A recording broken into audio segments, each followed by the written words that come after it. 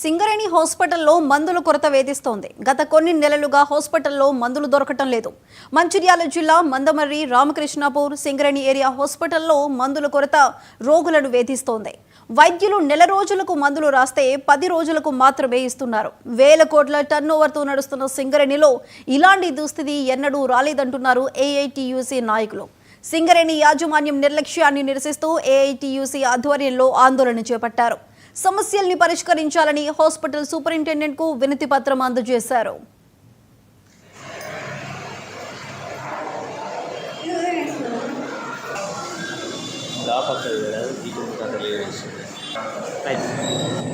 ఈరోజు మన రామకృష్ణాపూర్ సింగరేణి హాస్పిటల్లో ఏసీఎంఓ గారికి మెమోరాండం ఇవ్వడం జరిగింది.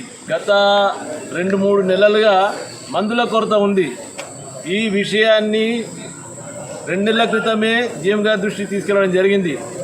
మందుల కొరతే కాకుండా డాక్టర్ల కొరత, ఇంకా ఇక్కడ ఉన్న అవసరాలన్నీ మేము స్ట్రక్చర్ మీటింగ్లో కూడా పెట్టడం జరిగింది. అదే కాకుండా మే 29 స్ట్రక్చర్ మీటింగ్లో మరీ మందుల విషయంలో చెప్పడం జరిగింది.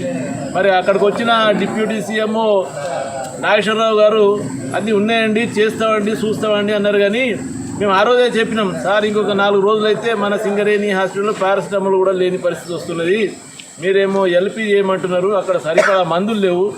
కాబట్టి మీరు ఏవైతే ముఖ్యంగా బీపీ, షుగరు, పారాలసిస్ పేషెంట్స్ కానివ్వండి, ఇంకా కిడ్నీ ప్రాబ్లమ్స్ ఉన్న తెలంగాణ రాష్ట్రంలోనే అతిపెద్ద భారీ పరిశ్రమైన సింగరేణి సంస్థ ప్రతి సంవత్సరం వేల కోట్ల టర్నోవర్తోని ఈరోజు ముందుకెళ్తున్న సంస్థలో గత 2 నెలలు ఉంది కార్మికులకు సంబంధించిన హెల్త్కి సంబంధించిన టాబ్లెట్లు సప్లై చేయడంలో వైఫల్యం చెందింది.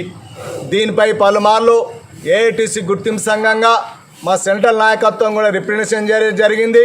లోకల్లో ఉన్నటువంటి మందమర్రిలకు సంబంధించిన బ్రాంచ్ నాయకులు, పెద్ద నాయకులందరూ కూడా జీఎం గారి దృష్టికి తీసుకుపోవడం జరిగింది.